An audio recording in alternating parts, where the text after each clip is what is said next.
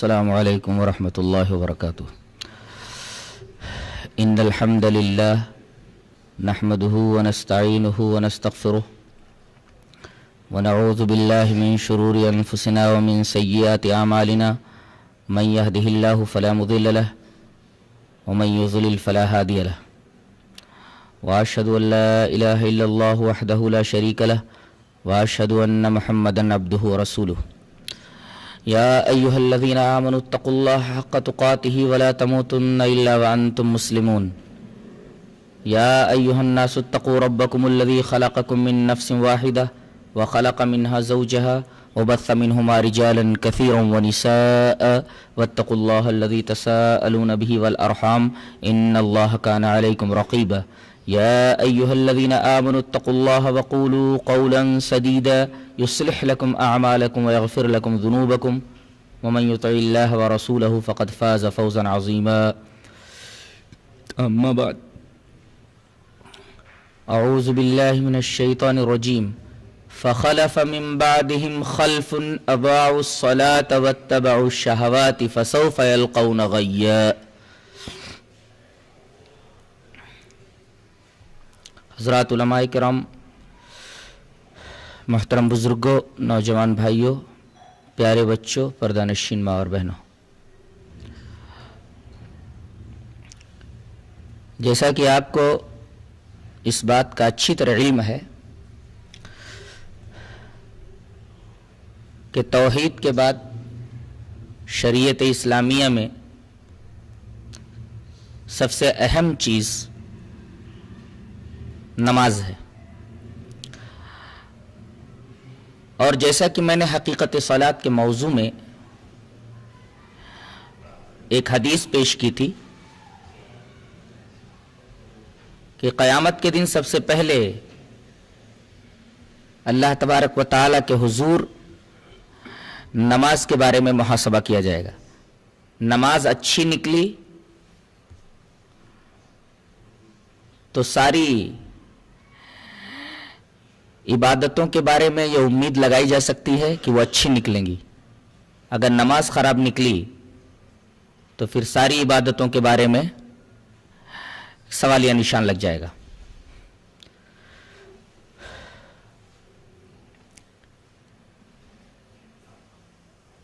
نماز کے محاسبے میں سب سے پہلے تو یہ پوچھا جائے گا کہ تم نے نماز ادا کی یا نہیں کی۔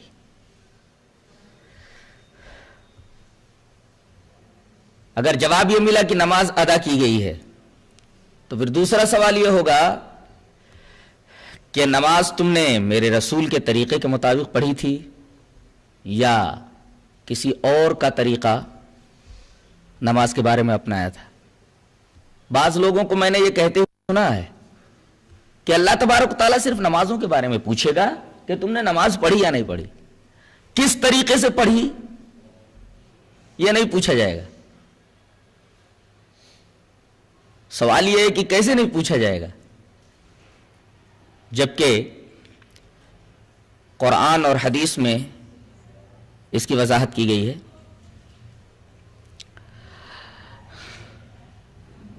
اصل میں وہی شخص نماز اچھی طرح پڑھ سکتا ہے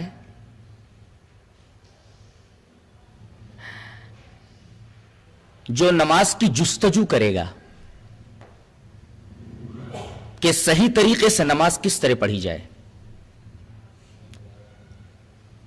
اگر اس بارے میں اسے جستجو نہیں ہوگی کہ نماز کا صحیح طریقہ کیا ہے، نبی کریم صلی اللہ علیہ وسلم نے کس طریقے سے نماز پڑھی ہے، تو پھر وہ صحیح طریقے سے نماز نہیں پڑھ پائے گا۔ اللہ تبارک و تعالیٰ نے ارشاد فرمایا قل ان صلاتي ونسكي ومحياي ومماتي لله رب العالمین، آپ کہہ دیجئے بے شک میری نماز، میری قربانی، میرا مرنا، میرا جینا سب اللہ کے لیے ہے۔ اگر یہ تصور انسان کے ذہن میں آ جائے کہ میری نماز اللہ کے لیے ہونی چاہیے، تو ظاہر ہے کہ وہ یہ سوچے گا کہ نماز کا کون سا طریقہ اللہ کو محبوب ہوگا اور نماز کا کون سا طریقہ اسے مطلوب ہے، پھر آٹومیٹیکلی وہ نماز کے صحیح طریقے کی تلاش میں لگ جائے گا۔ حدیث پاک بھی آپ کے سامنے پیش کی گئی تھی، دوبارہ وہ حدیث میں آپ کے سامنے پیش کر دیتا ہوں۔ وعن ابی قلابۃ حدثنا ابو سلیمان مالک بن الحویرث قال قال لنا رسول اللہ صلی اللہ علیہ وسلم صلوا كما رأيتموني اصلي فاذا حضرت الصلاة فليؤذن لكم احدكم وليؤمكم اکبرکم، رواہ البیہقی فی السنن الکبریٰ۔ حضرت مالک ابن حویرث فرماتے ہیں کہ ہم سے نبی کریم صلی اللہ علیہ وسلم نے ارشاد فرمایا کہ تم لوگ اسی طرح نماز پڑھو جس طریقے سے تم نے مجھے نماز پڑھتے ہوئے دیکھا ہے۔ یہ حکم ہے کہ نماز وہی اللہ تبارک و تعالیٰ کو محبوب ہوگی اور مطلوب ہوگی جو نماز میرے طریقے کے مطابق ہوگی، ورنہ آپ یہ نہ فرماتے کہ تم لوگ نماز اسی طریقے سے پڑھو جس طریقے سے تم نے مجھے پڑھتے ہوئے دیکھا ہے۔ تو آئیے دیکھتے ہیں کہ نبی کریم صلی اللہ علیہ وسلم کی نماز کیا تھی، یعنی محمدی نماز کون سی ہے۔ نبی کریم صلی اللہ علیہ وسلم نے نماز میں سب سے پہلے یہ حکم دیا ہے کہ تم لوگ اپنی صفیں درست کر لو، سیسا پلائی ہوئی دیوار کی طرح کھڑے ہو جاؤ، صفوں کے درمیان کہیں خلل نہ رہ جائے۔ صلاۃ کے مکمل ہونے کے لیے تسویہ صفوف ضروری ہے۔ اب یہ تسویہ صفوف کس طریقے سے ہو، صحابہ کرام نے اپنے عمل سے بتا دیا ہے۔ روایت اس طرح ہے، وعن انس رضی اللہ تعالی عنہ عن النبی صلی اللہ علیہ وسلم قال اقیموا صفوفکم فانی اراکم من وراء ظہری وکان احدنا یلزق منکبہ بمنکب صاحبہ وقدمہ بقدمہ، رواہ البخاری فی کتاب الصلاۃ۔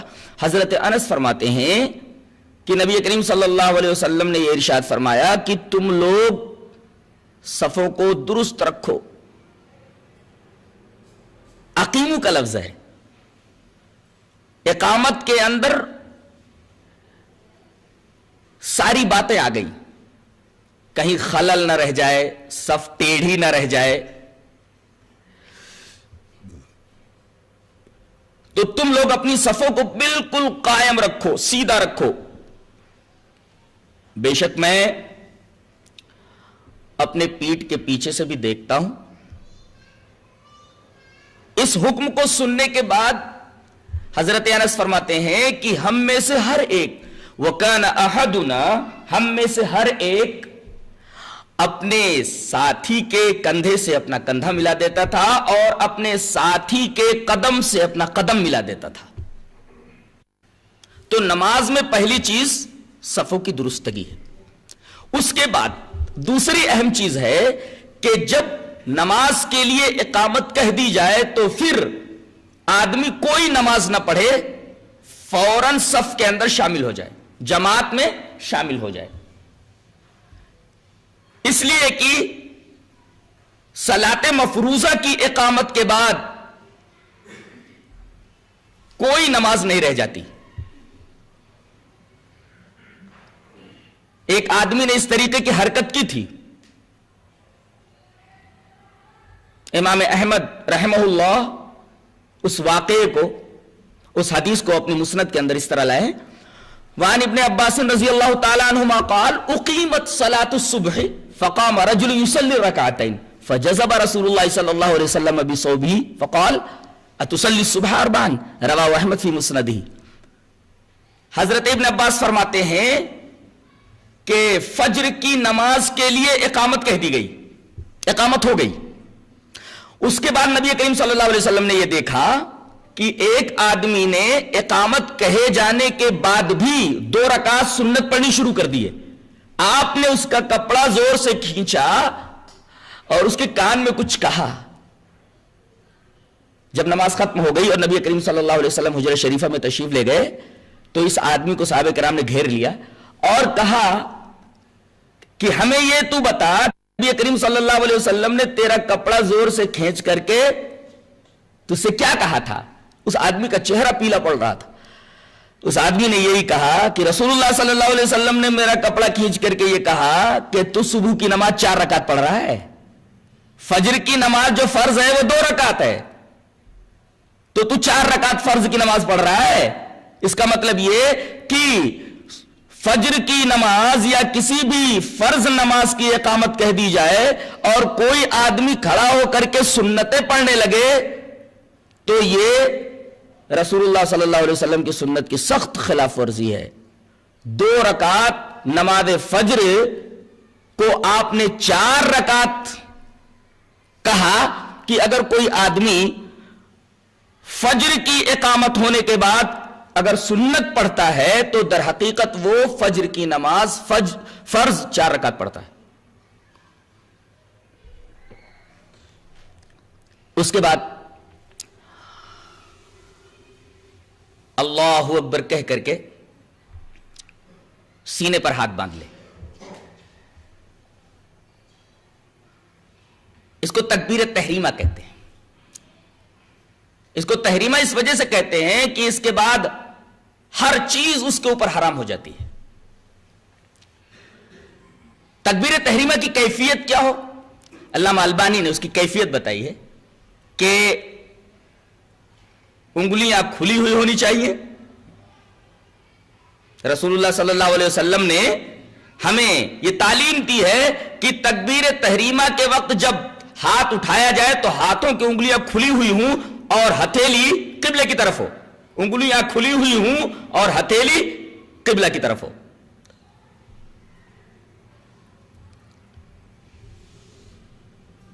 پہلے ہاتھ اٹھائے یا اللہ اکبر کہے؟ تکبیر پہلے بولے یا پہلے ہاتھ اٹھائے؟ دونوں جائز ہے. پہلے تکبیر کہے اس کے بعد ہاتھ باندھے سینے کے اوپر، یا پہلے سینے پر ہاتھ باندھ لے اس کے بعد تکبیر کہے؟ دونوں طریقے سے جائز ہے.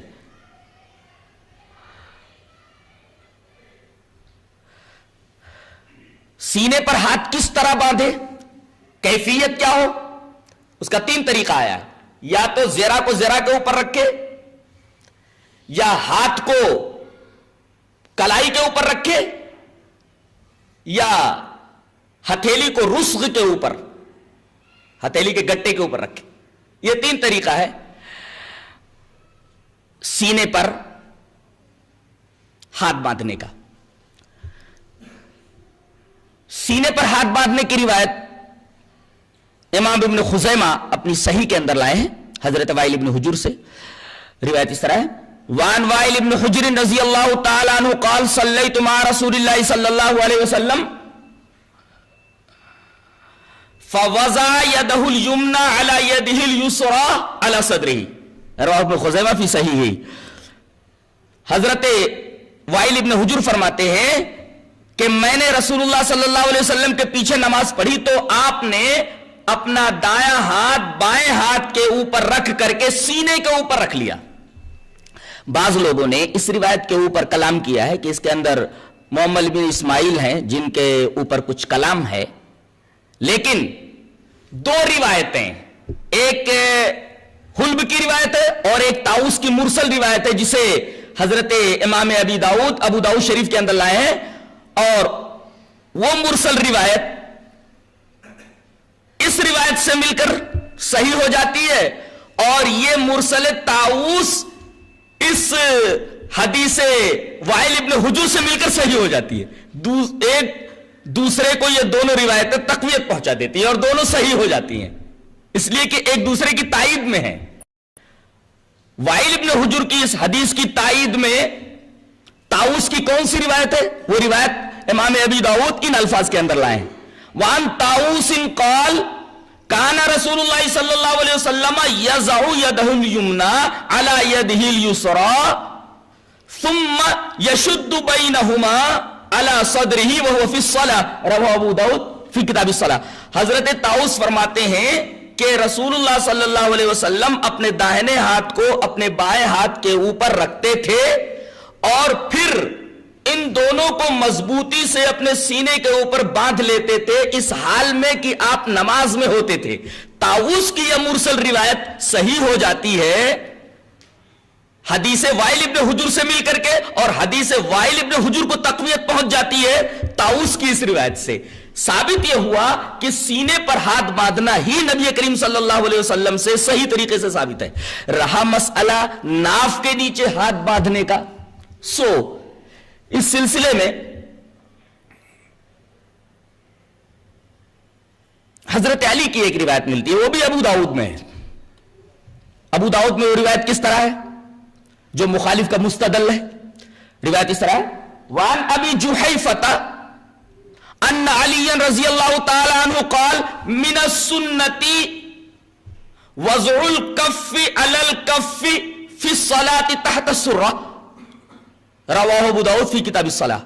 حضرت ابو جحیفہ کہتے ہیں کہ حضرت علی رضی اللہ تعالیٰ عنہ نے یہ فرمایا کہ سنت یہ ہے کہ آدمی ہتھیلی کو ہتھیلی پر رکھ کر کے نماز میں ناف کے نیچے نیت باندھ لے. یہ حنفیہ کا مستدل ہے. وہ کہتے دیکھو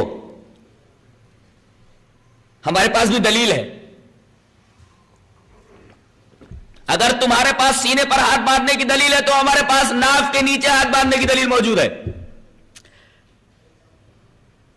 تم حدیث وائل ابن حجر پیش کرتے ہو, طاووس کی مرسل پیش کرتے ہو, تو ہمارے پاس تو حضرت علی سے مروی روایت موجود ہے.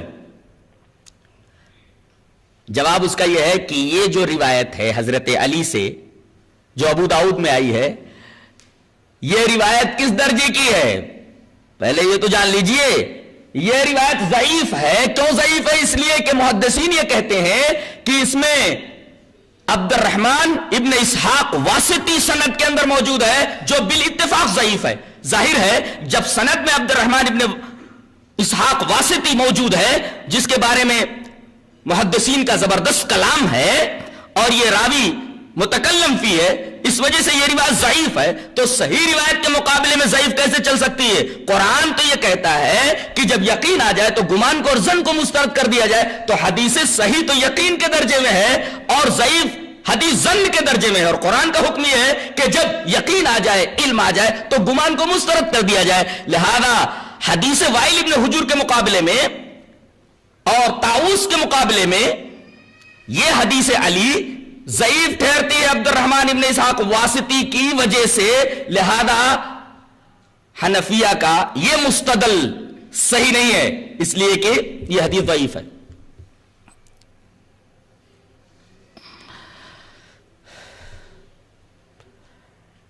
یہ تو سینے پر نیت باندھنے کی صحیح روایت کا تذکرہ تھا. نیت کے تعلق سے بھی ایک بات ذہن نشین کر لیجئے کہ بعض لوگ جیسے ہی نماز کے اندر کھڑے ہوتے ہیں اردو میں یا انگریزی میں یا جو بھی ان کی زبان ہوتی ہے زبان سے نیت کرنا شروع کر دیتے ہیں. نیت کرتا ہوں میں 4 رکعت نماز فرض, پیچھے اس امام کے منہ میرا کعبہ شریف کی طرف, وقت ظہر اور نہ جانے کیا کیا بولتے رہتے. کیا یہ صحیح ہے؟ حقیقت یہ ہے کہ زبان سے نیت کرنا نہ تو نبی کریم صلی اللہ علیہ وسلم سے ثابت ہے, نہ صحابہ کرام سے ثابت ہے, نہ تابعین سے ثابت ہے, نہ تبع تابعین سے ثابت ہے. اور جب نبی سے بھی ثابت نہیں, صحابہ سے بھی ثابت نہیں, تابعین سے بھی ثابت نہیں, ظاہر ہے کہ یہ بدعت ہے.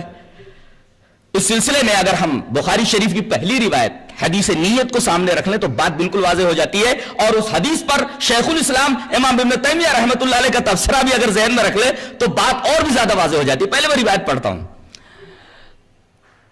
حضرت علقمہ ابن وقاص لیثی کہتے ہیں سمعت عمر ابن الخطاب رضی اللہ تعالی عنہ علی المنبر وهو يقول سمعت رسول اللہ صلی اللہ علیہ وسلم یقول انما الاعمال بالنیات وانما لكل امرئ ما نوى فمن كانت هجرته الى دنيا يصيبها او امرأة ينكحها فهجرته الى ما هاجر اليه رواه البخاری فی کتاب الوحی. حضرت امام بخاری حدیث پاک کو کتاب الوحی کے اندر لائے. حضرت علقمہ ابن وقاص لیثی کہتے ہیں کہ میں نے حضرت عمر کو منبر پر کہتے سنا علی المنبر یقول کہ میں نے نبی کریم صلی اللہ علیہ وسلم کو یہ فرماتے سنا کیا انما الاعمال بالنیات عملوں کا دار و مدار نیت پر ہے. حدیث کے اندر خود دیکھ لیجئے کہ عمل الگ ہے نیت الگ ہے. انما الاعمال بالنیات عمل آدمی کن کن اعضاء سے کرتا ہے؟ ہاتھ سے عمل کرتا ہے, پیر سے عمل کرتا ہے, آنکھ سے عمل کرتا ہے, کان سے عمل کرتا ہے, اور اسی طریقے سے زبان سے عمل کرتا ہے. گالی دینا, کسی کو برا بھلا کہنا, کسی کی غیبت کرنا, چغلی کرنا, گالی دینا, اسی طریقے سے اچھی بات کہنا, ساری چیزیں یہ زبان کا فعل ہے, زبان کا عمل ہے, اور زبان ایک عضو ہے. گویا زبان کا ایک عمل ہے اور زبان عضو ہے بدن کا. اور اللہ تبارک و تعالی نے اپنے رسول کے ذریعے اس حدیث میں ہمیں یہ بتا دیا ہے کہ نیت الگ ہوتی ہے, اعمال الگ ہوتے ہیں. انما الاعمال بالنیات عملوں کا دار و مدار نیت کے اوپر ہوتا ہے.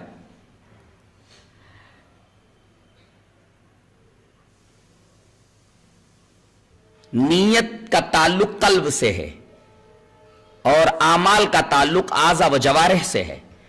حضرت علامہ ابن تیمیہ رحمت اللہ علیہ نے اس پر ایک بڑا دقیق اور بڑا لطیف تبصرہ فرمایا ہے. میں چاہتا ہوں وہ تبصرہ آپ کو گوش گزار کر دوں.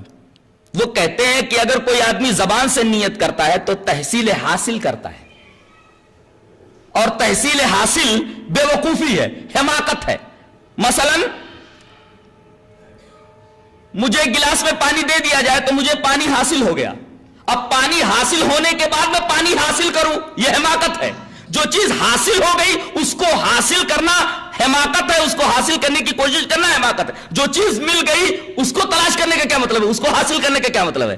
اس کو کہتے ہیں تحصیل حاصل. اب جب دل نے نیت کر لی, دل میں نیت ہو گئی, تو پھر اب زبان سے نیت کرنے کا کیا مطلب ہوا؟ یہ تو تحصیل حاصل ہوا. جو چیز پہلے سے حاصل ہو چکی ہے اس کو آدمی حاصل کر رہا ہے. بہت لطیف تفسیرہ ہے, اور در حقیقت علامہ ابن تیمیہ رحمت اللہ علیہ کے رفعت علم کی دلیل ہے.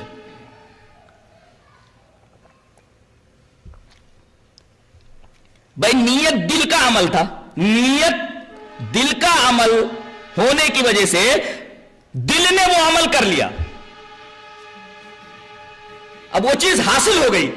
اب دوبارہ آدمی اس کو زبان سے بولتا ہے, اس کا مطلب تحصیل حاصل کا ارتکاب کرتا ہے, اور تحصیل حاصل حماقت کے سوا کچھ نہیں ہے.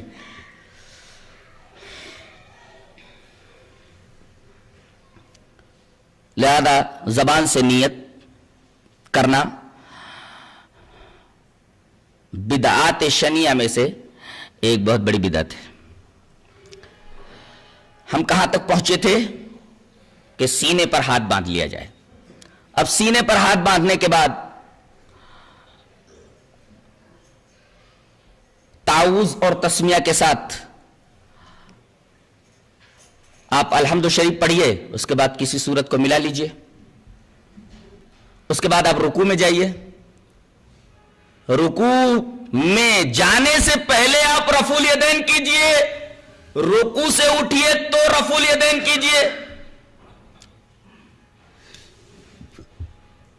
اس رفع الیدین کا ثبوت ہے؟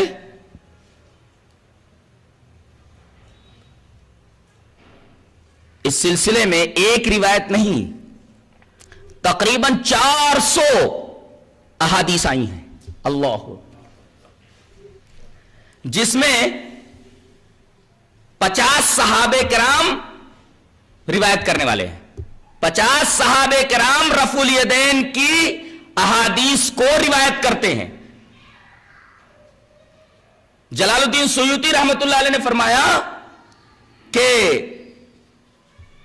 حدیث رفع الیدین رواہ 50 صحابیا, رفع الیدین کی حدیث کو 50 صحابہ کرام نے روایت کیا ہے، اور علامہ مجد الدین فیروز آبادی مصنف قاموس وہ اپنی کتاب صفر السعادہ کے اندر لکھتے ہیں کہ رفع الیدین کے ثبوت میں تقریباً 400 احادیث موجود ہیں۔ میں اس میں سے ایک روایت جو بخاری کے اندر ہے وہ میں پیش کرنا چاہتا ہوں۔ روایت اس طرح ہے، وان ابی قلابۃ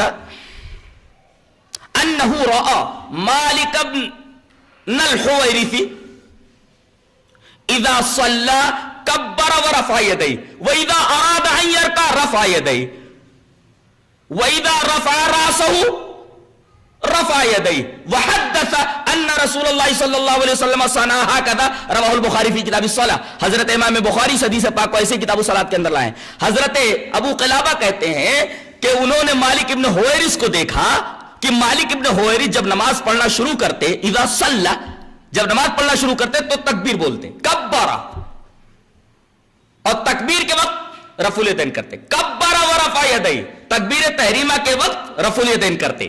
تو رفع الیدین کا ایک محل تو تکبیر تحریمہ کے وقت ہے۔ پھر وَإِذَا أَرَادَ أَن يَرْكَعَ، جب وہ رکوع کرنے کا ارادہ کرتے تو رکوع میں جانے سے پہلے رفع الیدین کرتے۔ وَإِذَا رَفَعَ رَأْسَهُ، اور جب رکوع سے اپنا سر اٹھاتے تو رفع یدیہ، تب رفع الیدین کرتے۔ یہ روایت بیان کرنے کے بعد ابو قلابہ کہتے ہیں کہ مالک ابن حویرث جب یہ عمل دکھلا رہے تھے، نبی کریم صلی اللہ علیہ وسلم کی نماز کا یہ طریقہ بتا رہے تھے، فارغ ہونے کے بعد وہ کہتے ہیں وحدث، انہوں نے بیان کیا ان رسول اللہ صلی اللہ علیہ وسلم صنع هكذا، نبی کریم صلی اللہ علیہ وسلم نے اسی طریقے سے کیا ہے، یہ نبی کریم صلی اللہ علیہ وسلم کا عمل ہے۔ اور ایک نکتہ اس میں اور بھی ہے، امام بخاری رحمۃ اللہ علیہ حضرت مالک ابن حویرث ہی کی روایت کو کیوں لائے ہیں؟ حضرت بہت بڑے فقیہ ہیں امام بخاری رحمۃ اللہ علیہ، مالک ابن حویرث کی روایت کو لا کر کے یہ بتانا چاہتے ہیں کہ یہ وہ صحابی ہے جو سن 9 ہجری کے اندر ایمان لائے، اس کے 1-1.5 سال کے بعد نبی کریم صلی اللہ علیہ وسلم کا انتقال ہو گیا ہے، بہت تھوڑا عرصہ باقی تھا آپ کی حیات کا، اس کے بعد آپ کا انتقال ہو گیا۔ تو جب آخر زمان میں، آخر وقت میں یہ ایمان لائے ہیں اور یہ رفع الیدین کی روایت پیش کر رہے ہیں، اس کا مطلب یہ کہ رفع الیدین منسوخ نہیں ہے، آخر تک نبی کریم صلی اللہ علیہ وسلم یہ عمل فرماتے رہے، رفع الیدین کا نسخ ثابت نہیں ہے، اس کی کوئی ناسخ حدیث موجود نہیں ہے۔ اب آپ ترمذی کی وہ حدیث لا کر کے 400 احادیث کا معارضہ کریں گے، ایک طرف 400 احادیث ہیں جو رفع الیدین کو سنت بتا رہی ہیں، اس کے مقابلے میں کون سی حدیثیں ہیں ان کا بھی ذرا جائزہ لے لیتے ہیں۔ ایک روایت ترمذی کی ہے اور 2-3 روایتیں ابو داؤد کی ہیں۔ پہلے ترمذی کی روایت پڑھتا ہوں۔ وان علقمۃ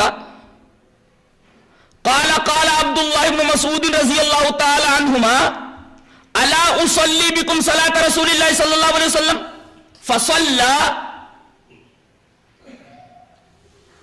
فلم يرفع يديه الا في اول مرة، رواه الترمذی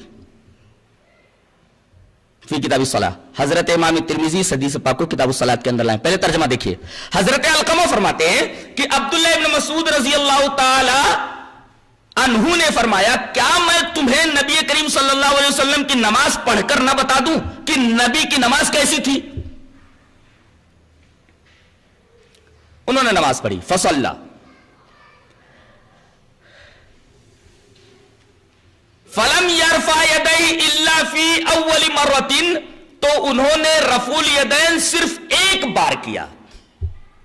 یہ روایت ترمذی شریف میں موجود ہے، اور ترمذی نے اس حدیث کے اوپر حسن کا حکم لگایا ہے کہ یہ حدیث حسن ہے۔ اب اگر یہ حدیث حسن ہے تو عمل کیا جا سکتا ہے، کیا ایسا ہے؟ کہ رفع الیدین صرف ایک بار کیا جائے؟ اس کا پہلا جواب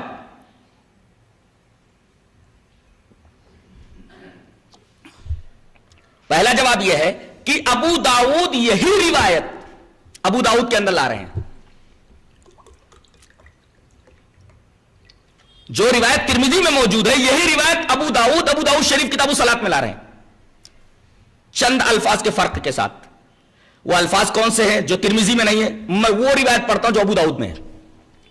ان القمۃ قال قال عبد الله بن مسعود رضی اللہ تعالی عنہ الا اصلی بكم صلاة رسول اللہ صلی اللہ علیہ وسلم قال فصلى فلم يرفع يديه الا مرة، وہاں اول نہیں ہے، الا مرة۔ اور اس روایت کو لانے کے بعد ابو داؤد اس حدیث کے اوپر تبصرہ کرتے ہیں، اور ہر پڑھا لکھا آدمی یہ جان لے گا کہ جو ترمذی کی روایت کے الفاظ ہیں وہی روایت بعین ہی، قالا پڑھنے سے کوئی فرق نہیں پڑتا، راوی نے کہا، اور اولا نکال دیجئے تب بھی مفہوم وہی رہے گا، مرتن ایک بار۔ گویا ترمذی کے جو الفاظ ہیں بینی ابو داؤد کے الفاظ ہیں۔ ابو داؤد وہی روایت جو ترمذی میں ہے جس کی امام ترمذی تحسین کرتے ہیں کہ یہ حدیث حسن ہے، اسی حدیث کو بینی ابو داؤد اپنی حدیث کی کتاب ابو داؤد میں لا کر کے ایک تبصرہ کرتے ہیں۔ وہ تبصرہ دیکھیے، کہتے ہیں ھذا حدیث مختصر من حدیث طویل وليس هو بصحیح علی ھذا اللفظ۔ کہتے ہیں کہ یہ اتنا ٹکڑا یہ ایک لمبی حدیث سے ماخوذ ہے اور ان الفاظ میں یہ ٹکڑا صحیح نہیں ہے۔ اس کا مطلب یہ کہ اس ٹکڑے میں کچھ گڑبڑ ہے۔ اس گڑبڑی کی طرف حضرت امام ابی داؤد نے اشارہ فرما دیا ہے۔ ایک ہی مرتبہ حضرت عبداللہ ابن مسعود نے جو رفع الیدین کیا ہے، ان الفاظ کے ساتھ امام ابی داؤد کہہ رہے ہیں کہ یہ حدیث ثابت نہیں ہے۔ پتہ یہ چلا کہ امام ترمذی نے اس حدیث کے اوپر جو حسن کا حکم لگایا ہے ان کی تحسین تساہل کے بنا پر ہے، غفلت سے، تساہل کی وجہ سے انہوں نے اس پر حسن ہونے کا حکم لگا دیا ہے، ورنہ یہ حدیث صحیح نہیں ہے۔ اس لیے کہ ابو داؤد کے علاوہ بڑے بڑے محدثین، جس میں حضرت امام احمد بن حنبل ہیں، حضرت عبداللہ ابن مبارک ہیں، حضرت امام بخاری ہیں، حضرت امام رازی ہیں، حضرت ابو حاتم ہیں، حضرت امام دارقطنی ہیں، اسی طریقے سے حضرت ابن حبان ہیں، انہوں نے یہ کہا ہے کہ الا فی اول مرتن والی جو روایت ہے کہ حضرت عبداللہ ابن مسعود نے صرف ایک ہی بار ہاتھ اٹھایا ہے، ایک ہی بار رفع الیدین کیا ہے، ایک ہی بار، یہ حدیث ضعیف ہے۔ اتنے بڑے بڑے محدثین جن کا نام ابھی میں نے لیا یہ سب اس حدیث کو ضعیف کہہ رہے ہیں۔ ثابت یہ ہوا کہ یہ حدیث ضعیف ہے۔ اور یوں بھی اگر آپ اس حدیث کے اوپر عمل کرنا چاہیں تو اس حدیث کا ایک اور جواب ہے، میں سمجھتا ہوں کہ سب سے اچھا جواب اس حدیث کا وہی ہے۔ کیا؟ حضرت عبداللہ ابن مسعود رضی اللہ تعالیٰ عنہ نے صرف تکبیر تحریمہ کے وقت ہاتھ اٹھایا ایک بار۔ حدیث کا حقیقی مطلب یہ ہے کہ تکبیر عند الافتتاح، نماز شروع کرتے وقت جو تکبیر کہی جاتی ہے اس تکبیر کہنے کے وقت میں ایک ہی مرتبہ ہاتھ کو اٹھایا جائے، 2 بار یا 3 بار یا 4 بار مت اٹھایا جائے۔ تکبیر عند الافتتاح ایک ہی بار ہے، تو کون اس کا قائل نہیں ہے؟ کون کہتا ہے کہ ایک بار تکبیر تحریمہ کرو، پھر دوسری مرتبہ تکبیر تحریمہ بولو، پھر تیسری مرتبہ تکبیر تحریمہ کے لیے ہاتھ اٹھاؤ؟ ایک ہی مرتبہ تکبیر تحریمہ کے لیے ہاتھ اٹھانا ہے، بس 2 مرتبہ نہیں، 3 مرتبہ نہیں، 4 مرتبہ نہیں۔ اگر یہ مفہوم اس حدیث کا لے لیا جائے تو پھر کوئی تعارض اور کوئی معارضہ دیگر صحیح احادیث صحیحہ سے نہیں رہتا۔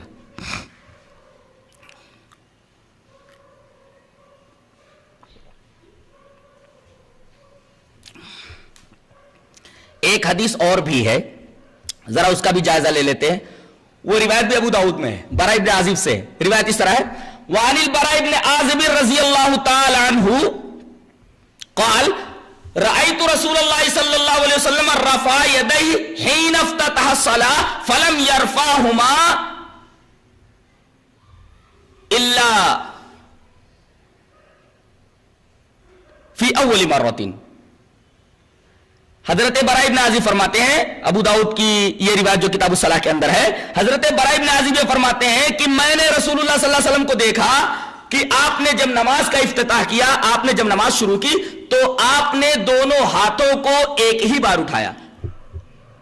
براء ابن عازب کی اس حدیث کے اندر ایک خرابی ہے اور یہ مخالف کا مستدل نہیں بن سکتی. کیوں؟ اس لیے کہ محمد ابن ابی لیلہ اس سند کے اندر ہے، اور محمد ابن ابی لیلہ کے تعلق سے کلام یہ ہے کہ یہ ضعیف ہیں. اب سند میں محمد ابن ابی لیلہ کے آنے کی وجہ سے یہ روایت ضعیف ہو گئی ہے، لہذا یہ روایت بھی قابل قبول نہیں ہے. اور براء ابن عازب ہی کی ایک روایت ابو داؤد میں اور بھی ہے، ثم لا یعود کا لفظ ہے، یا ثم لم یعودہ. ایک بار آپ نے تکبیر تحریمہ کے وقت ہاتھ اٹھایا، رفع الیدین کیا، اس کے بعد آپ نے رفع الیدین نہیں کیا. ثم لم یعودہ کا لفظ کہتے ہیں کہ مدرج ہے، یہ الفاظ بعد میں داخل کر دیے گئے حدیث کے اندر. حدیث حقیقی جو ہے اس کے الفاظ نہیں ہے، یہ بعد میں مدرج ہے، مدرج میں داخل کر دیے گئے ہیں، یعنی نبی کے الفاظ نہیں ہے یہ، اور نبی کا یہ طریقہ نہیں ہے.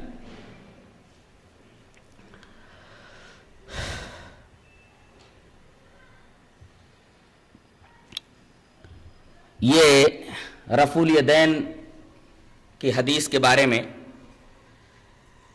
ایک تبصرہ تھا.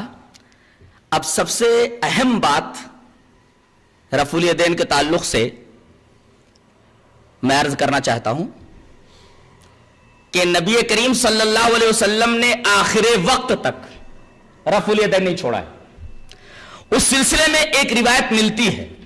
اب تک میں یہ سمجھتا تھا کہ وہ روایت موضوع ہے یا وہ روایت ضعیف ہے. اس روایت کو دیکھ لیتے ہیں. عن ابن عمر رضی اللہ تعالی عنہما ان رسول اللہ صلی اللہ علیہ وسلم کان اذا افتتح الصلاة رفع یدیہ واذا رکع واذا رفع راسہ من الرکوع وکان لا يفعل ذالک فی السجود فما زالت تلک صلاته حتی لقی اللہ. یہ روایت حضرت حافظ ابن حجر اسقلانی رحمت اللہ علیہ اپنی حدیث کی کتاب تلخیص الحبیر کے اندر لائے ہیں. ترجمہ یہ ہے، حضرت ابن عمر رضی اللہ تعالیٰ عنہ فرماتے ہیں کہ رسول اللہ صلی اللہ علیہ وسلم جب نماز کو شروع کرتے تب رفع الیدین کرتے، جب رکوع کرتے تب رفع الیدین کرتے، اور جب رکوع سے سر اٹھاتے تب رفع الیدین کرتے، اور سجدے کے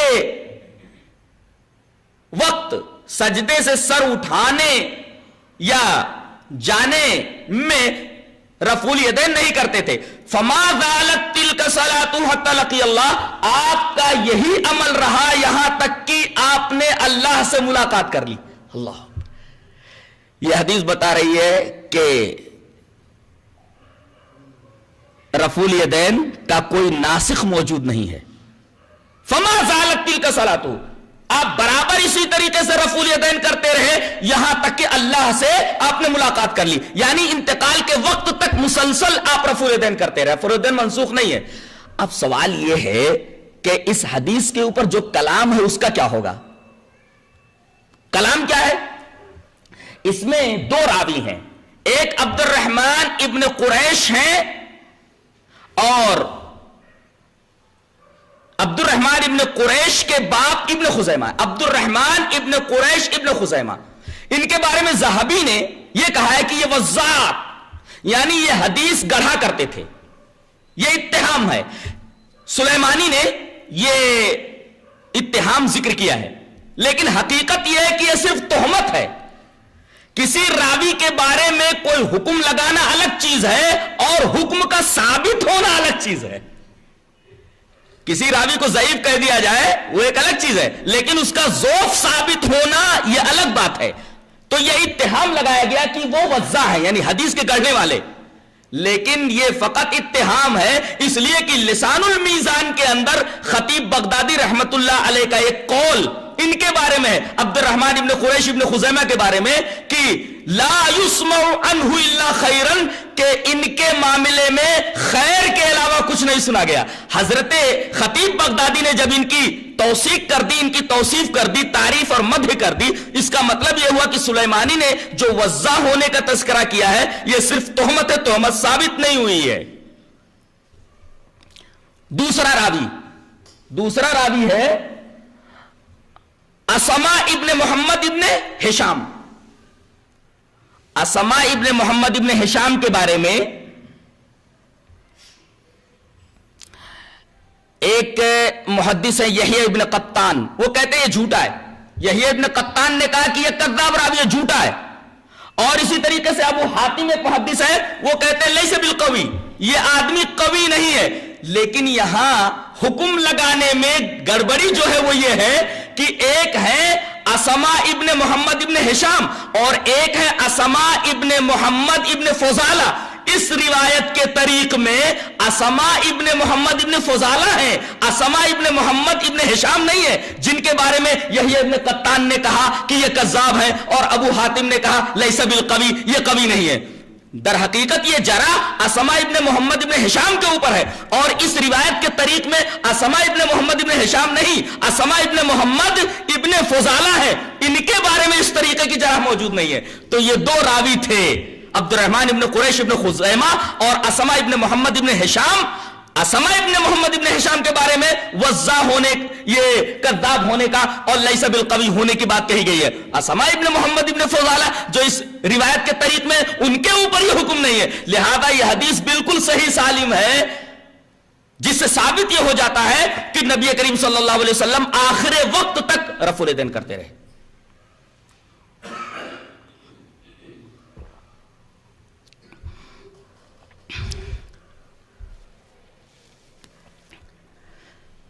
ایک مسئلہ اور رہتا ہے امام کے پیچھے سورہ فاتحہ پڑھنے کا. امام کے پیچھے سورہ فاتحہ پڑھا جا سکتا ہے کہ نہیں؟ اس سلسلے میں بالکل حدیث صریح موجود ہے, صحیح ہے, صریح ہے, متصل ہے, سارے شرائط اس حدیث میں موجود ہیں. حدیث اس طرح ہے, وعن عبادة بن الصامت رضی اللہ تعالیٰ عنہ قال صلی رسول اللہ صلی اللہ علیہ وسلم الصبح فثقلت علیہ القراءة فلما انصرف قال انی اراکم تقرؤون وراء امامکم قالوا قلنا یا رسول اللہ ای واللہ فقال لا تفعلوا الا بأم القرآن فإنه لا صلاة لمن لم يقرأ بها رواه الترمذی فی کتاب الصلاة. حضرت امام ترمذی اس حدیث پاک کو کتاب الصلاة میں ایسے ہی لائیں. حضرت عبادہ ابن صامت فرماتے ہیں کہ رسول اللہ صلی اللہ علیہ وسلم نے صبح کی نماز پڑھائی. صبح کی نماز جہری ہوتی ہے. اچھا, جب آپ نے سلام پھیرا تو آپ نے فرمایا انی اراکم تقرؤون امامکم, لگتا ہے تم امام کے پیچھے پڑھتے ہو, مجھے کچھ سنائی دیا ہے, اس لیے کہ قرات میرے اوپر بھاری ہو گئی, تم میرے پیچھے پڑھتے ہو. قالوا, تو ان لوگوں نے کہا یا رسول اللہ ای واللہ, ہاں خدا کی قسم ہم آپ کے پیچھے پڑھتے ہیں. آپ نے کیا فرمایا؟ فلا تفعلوا الا بأم القرآن, لا تفعلوا الا بأم القرآن, سنو سوائے سورہ فاتحہ کے کچھ مت پڑھو. یہ لوگ کیا کرتے تھے کہ نبی کریم صلی اللہ علیہ وسلم جو سورت پڑھتے تھے وہ سورت بھی پڑھنے لگتے تھے. تو نبی کی جو ممانعت ہے وہ سورہ فاتحہ کے تعلق سے نہیں, بلکہ اس کے بارے میں تو حکم ہے لا تفعلوا الا بأم القرآن, نہ پڑھو مگر سورہ فاتحہ. یعنی لا کے بعد اللہ سے استثناء ہے جو حصر کا فائدہ دیتا ہے کہ مقتدی کو صرف سورہ فاتحہ پڑھنا ہے. تو نہ پڑھو مگر سورہ فاتحہ امام کے پیچھے, فإنه لا صلاة لمن لم يقرأ بها, اس لیے کہ اس آدمی کی نماز نہیں ہوتی جو آدمی امام کے پیچھے سورہ فاتحہ نہ پڑھے. یہ حدیث متصل ہے, صحیح ہے, صریح ہے. اور امام خطابی نے معالم السنن کے اندر یہ فرمایا کہ اسنادہ جید لا طعن فی, اس کی سند صحیح ہے, جید ہے, اور اس حدیث کے اوپر کوئی طعن نہیں ہے. اس کے مقابلے میں حنفیہ کا مستدل یہ ہے کہ امام کے پیچھے سورہ فاتحہ نہیں پڑھنی چاہیے. دلیل کچھ بھی نہیں ہے, دلیل کچھ بھی نہیں ہے. وہ دلیلیں وہ حدیثیں پیش کرتے ہیں جن سے واضح طور پر یہ ثابت نہیں ہوتا کہ اس میں سورہ فاتحہ پڑھنے کی ممانعت ہے. اور وَإِذَا قُرِئَ الْقُرْآنُ فَاسْتَمِعُوا لَهُ وَأَنصِتُوا لَعَلَّكُمْ تُرْحَمُونَ, یہ آیت کریمہ مکی ہے, یہ بھی ان کا مستدل نہیں بن سکتی. اور یہ حکم ان لوگوں کے بارے میں ہے جو نماز یا قرآن پڑھے جانے کے وقت شور و غل کیا کرتے تھے. ان سے یہ کہا جا رہا ہے کہ جب قرآن پڑھا جائے تو غور سے سنو, اس طرح شور و غل مت کرو. خامخواہ مخالف نے اس آیت کریمہ کو کھینچ تان کر کے اپنا موقف ثابت کرنے کی کوشش کی ہے. یہ در حقیقت آیت کریمہ میں تحریف کے مرادف ہے. جس چیز کو وہ اس آیت کریمہ سے ثابت کر رہا ہے وہ چیز اس سے کبھی بھی ثابت نہیں ہوگی, قیامت تک ثابت نہیں ہو سکتی. لیکن اہل حدیث کا موقف اس تعلق سے بالکل واضح ہے کہ امام کے پیچھے سورہ فاتحہ پڑھے بغیر نماز نہیں ہوتی. ہاں اتنا کہا جا سکتا ہے کہ یہ جو روایت ہے اس میں 3 آدمی ہیں. ایک تو ابن اسحاق ہیں, دوسرے مکحول ہیں, تیسرے محمود ابن ربیہ ہیں. ابن اسحاق کے بارے میں ہے کہ یہ مدلس ہے, مکحول کے بارے میں ہے کہ ان کا تفرد ثابت ہے, غلط ہے. ابن اسحاق کے بارے میں یہ ثابت ہے کہ یہ ثقہ ہیں. اور جہاں تک مکحول کی بات ہے, مکحول اس روایت کے بیان کرنے میں متفرد نہیں بلکہ علا ابن حارث کے مطابق ثابت ہے, لہذا یہ روایت متکلم بھی نہیں ہے. رہا مسئلہ ان کی تدلیس کا, حضرت ابن اسحاق کا, تو حضرت امام احمد, ابن خزیمہ, ابن حبان, دارقطنی, بیہقی, انہوں نے یہ کہا ہے کہ ہمارے ہاں ان کی تحدیث کی صراحت ہو گئی ہے, حدثنی کہہ کر کے بیان کرتے ہیں. اور جب حدثنی کہہ کر کے بیان کرتے ہیں تو مدلس کا انعنا قبول نہیں ہوتا. حدثنی کر کے اگر بیان کر رہے تو اس کی روایت تو لی جائے گی. اتنے بڑے بڑے محدثین جب یہ کہہ رہے ہیں کہ ان سے تحدیث کی صراحت ہے تو پھر اس حدیث کے اوپر کلام کیسے کیا جا سکتا ہے؟ اگلا مسئلہ ہے رکوع سے اٹھتے وقت دعا پڑھنی چاہیے. سمی اللہ لمن حمیدہ امام نے کہا. مخالف بغیر کچھ پڑھے ہوئے ڈائریکٹ سجدے کے اندر چلا جاتا ہے, اللہ اکبر, ایک بہت بڑی فضیلت سے محروم رہ جاتا ہے ایک دعا نہ پڑھنے کی وجہ سے. اور دوسرے اعتدال فوت ہو جاتا ہے ایسے شخص سے جو رکوع سے سیدھا کھڑا ہوا, ابھی پوری طرح کھڑا نہیں ہوا تھا کہ سجدے میں چلا گیا. ایک تو اعتدال ختم ہو گیا, اعتدال جو ضروری تھا نماز میں اس سے وہ محروم رہ گیا, اور دوسرے ایک دعا سے محروم ہو گیا. دعا کیسی ہے وہ دیکھتے ہیں ذرا. ان رفاعت ابن رافع الزرقی قال كنا يوما نصلي وراء النبي صلى الله عليه وسلم فلما رفع راسه من الركعه قال سمع الله لمن حمده قال رجل وراءه ربنا ولك الحمد حمدا كثيرا طيبا مباركا فيه فلما انصرف قال من المتكلم قال انا قال رأيت بذاتا وثلاثين ملكا يقتدرون ايهم يكتبها اول رواه البخاری فی کتاب الصلاۃ. حضرت امام بخاری حدیث پاک کو ایسے کتاب الصلاۃ کے اندر لائے. راوی حضرت رفاع ابن رافع الزرقی ہیں. حضرت رفاع ابن رافع الزرقی فرماتے ہیں کہ ایک دفعہ ہم نبی کریم صلی اللہ علیہ وسلم کے پیچھے نماز پڑھ رہے تھے. آپ نے جب رکوع سے سر اٹھایا تو کہا سمی اللہ لمن حمیدہ. پیچھے ایک آدمی تھا, قال رجل وراءہ, ایک آدمی پیچھے تھا, بولا ربنا ولک الحمد. کیا؟ ربنا ولک الحمد حمدا کثیرا طیبا مبارکا فی. جب نماز ختم ہوئی فلما انصرف, جب آپ نے سلام پھیرا تو پوچھا من المتکلم, یہ بولنے والا کون تھا؟ قال انا, وہ آدمی بولا کہ اللہ کے رسول میں نے یہ کلمات کہے. قال رسول اللہ صلی اللہ علیہ وسلم فرمایا ارے کیسے کلمات تیری زبان سے نکلے ہیں؟ رأیت بذاتم وثلاثین ملکا, میں نے دیکھا کہ 30 سے زائد فرشتے سبقت لے جا رہے ہیں کہ کون سب سے پہلے ان کلمات کو لکھتا ہے. گویا کہ یہ بڑے پیارے کلمات ہیں. رکوع کے بعد ان کلمات کو پڑھا جائے, ربنا ولک الحمد حمدا کثیرا طیبا مبارکا فیہ. آدمی سجدے میں گیا, سجدے سے اٹھنے کے بعد ابھی سیدھا بیٹھا نہیں کہ فوراً دوسرے سجدے میں چلا گیا. اللہ تبارک و تعالیٰ نے یہاں اس آدمی سے بھی ایک دعا کی توفیق چھین لی ہے. نبی کریم صلی اللہ علیہ وسلم سے ایک اور دعا ثابت ہے 2 سجدوں کے درمیان, جیسے رکوع سے اٹھتے وقت یہ پیاری دعا نبی کریم صلی اللہ علیہ وسلم سے ثابت ہے.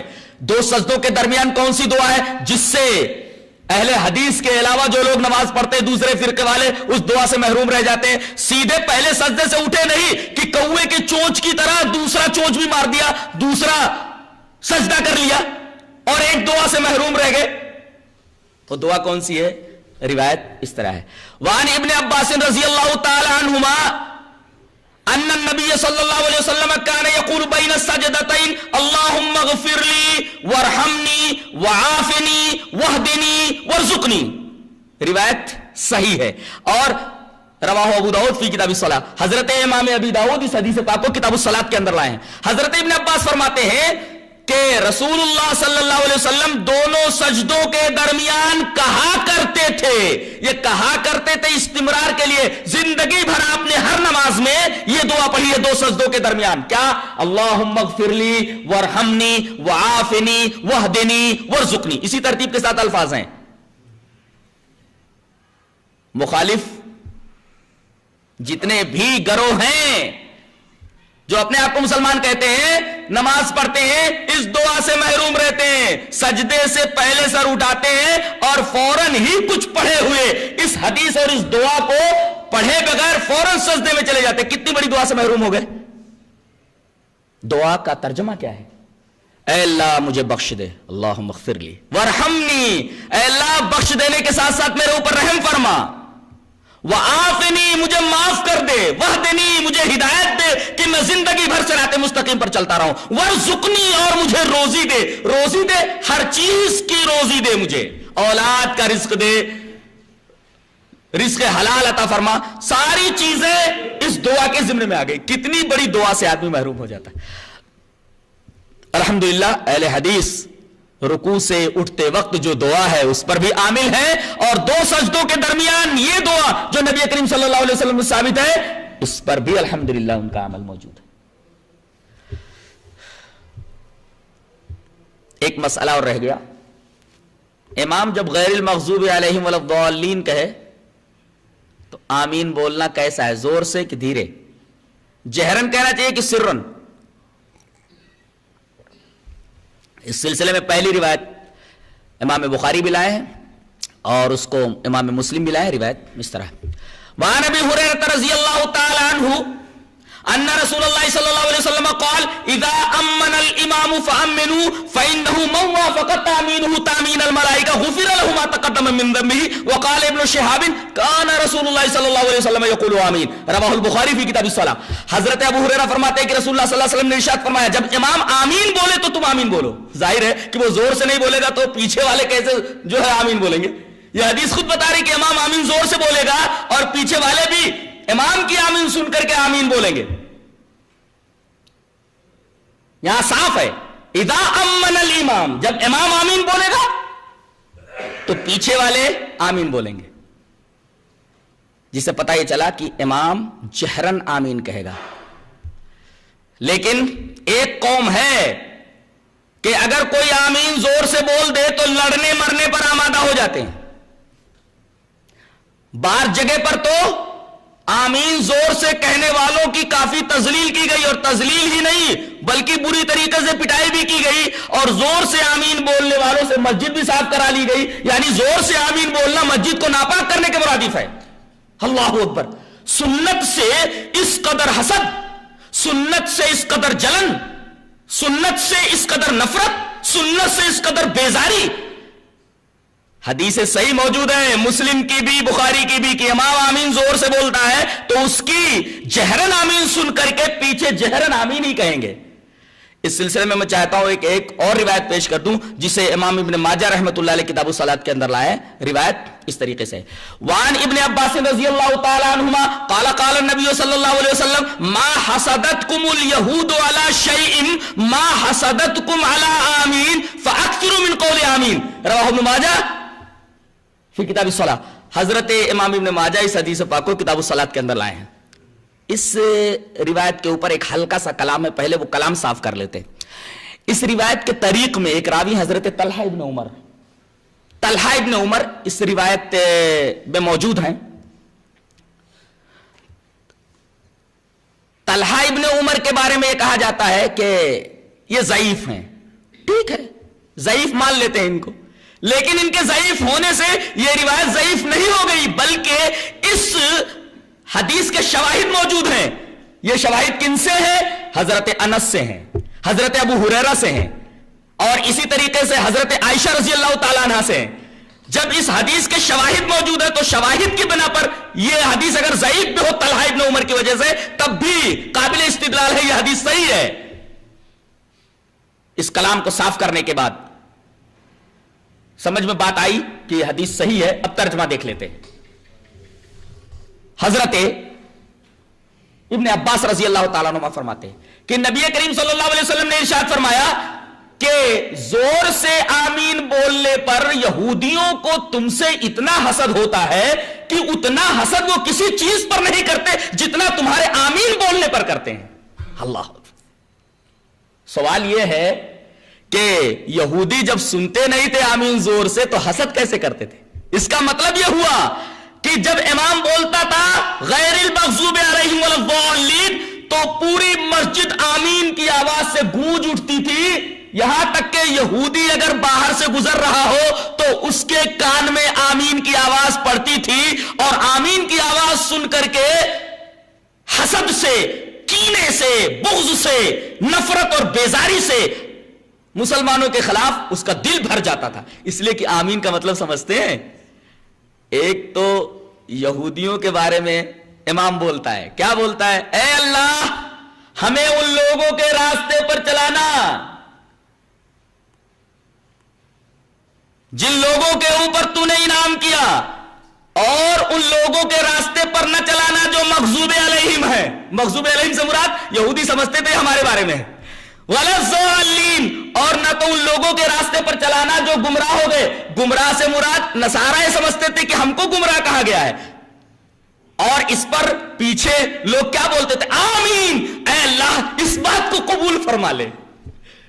یعنی ہمیں یہودیوں کا راستہ مت دکھانا، یہودیوں کے راستے پر مت چلانا، یہ دعا کرتے ہیں آمین کے ذریعے۔ تو ظاہر ہے کہ اس پر آمین کہنے کی وجہ سے یہودیوں کو جلن تو ہوگی، حسد تو ہوگا مسلمانوں سے۔ اسی وجہ سے نبی کریم صلی اللہ علیہ وسلم نے فرمایا کہ یہ حسد کرتے رہیں، فَأَكْثِرُوا مِنْ قَوْلِ آمین، بہت زیادہ آمین بولا کرو۔ یہ حدیث دو باتیں بتاتی ہے۔ پہلی بات تو یہ کہ زور سے آمین کہنے پر حسد کرنے والے یہودی ہیں، اور آج بھی جو زور سے آمین بولنے پر حسد کرتے ہیں اور جلن رکھتے ہیں اور طرح طرح کے القابات سے اہل حدیثوں کو نوازتے ہیں، در حقیقت ان کے اندر خوئے یہودیت موجود ہے، صفت یہودیت موجود ہے۔ اس حدیث کی روشنی میں جو آمین سے جلے، زور سے آمین کہنے پر کوئی ایکشن لے، در حقیقت اس کے اندر صفت یہودیت موجود ہے۔ یہ حدیث صاف طور پر بتا رہی ہے، میں نہیں کہہ رہا، یہ حدیث بتا رہی ہے۔ اور دوسری بات یہ معلوم ہوئی کہ زور سے آمین بولا کرو، زور سے آمین بولو، نبی کریم صلی اللہ علیہ وسلم کا حکم ہے۔ کثرت سے آمین بولو، یہ نبی کریم صلی اللہ علیہ وسلم کا حکم ہے۔ یہ جلتے ہیں تو جلتے رہیں۔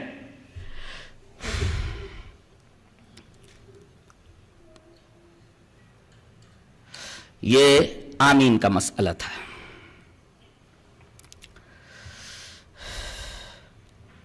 ایک مسئلہ اور رہ جاتا ہے،